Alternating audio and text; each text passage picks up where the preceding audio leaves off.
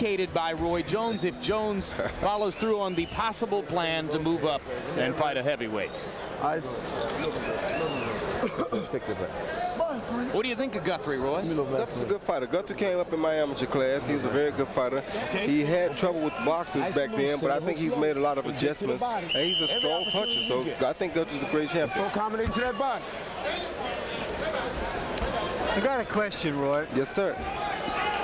Bernard Hopkins told us he left his promoter, Butch Lewis, starting when he found out that in his fight with you, both of you guys were supposed to get $700,000 in its entirety. Whoops! Blistering uppercut by Hopkins deposits Brown on the seat of his pants.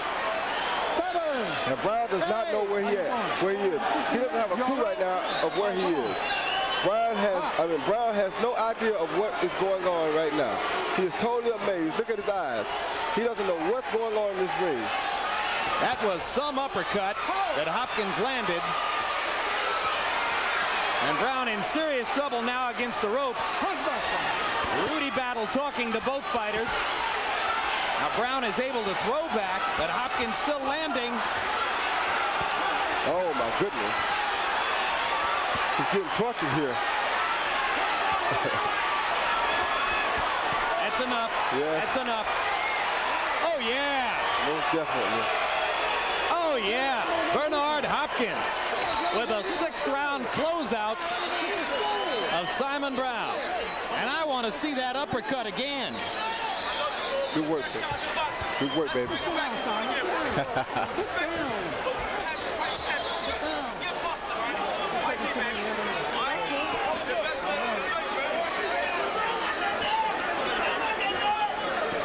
Bernard Hopkins leaning through the ropes. Congratulations, Bernard.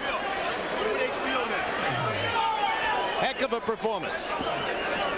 Bernard said he wanted to do something spectacular.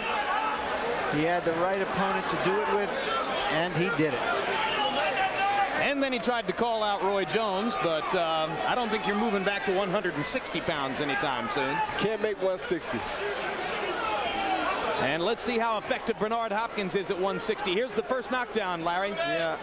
Oh, He had softened Brown up for 4 rounds and delivered the coup de grace with that right uppercut.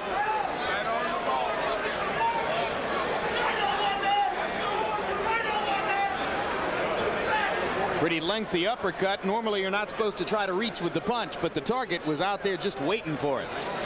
The target had been there for him all night. And here's what prompted Rudy Battle to finally stop the punishment.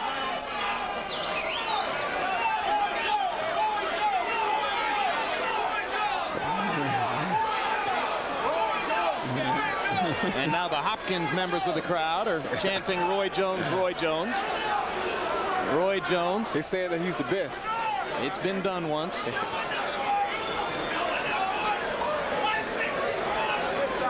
Well, it says a lot about you, Roy, that you were able to beat a guy pretty handily who's this good, because you saw right there, this is one of the better fighters in the world. Yeah, he is one of the better fighters in the world. So that shows a little bit about my reputation, about what I've been through.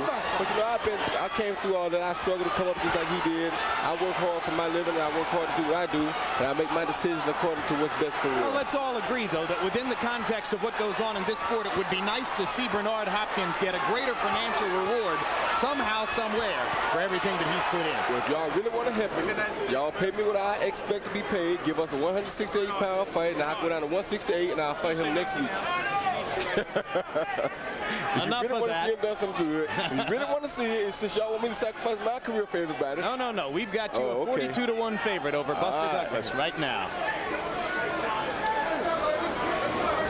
Dan Goosen congratulating Hopkins, and let's go to Michael Buffer for the official particulars. Ladies and gentlemen, referee Rudy Battle calls a halt to the bout.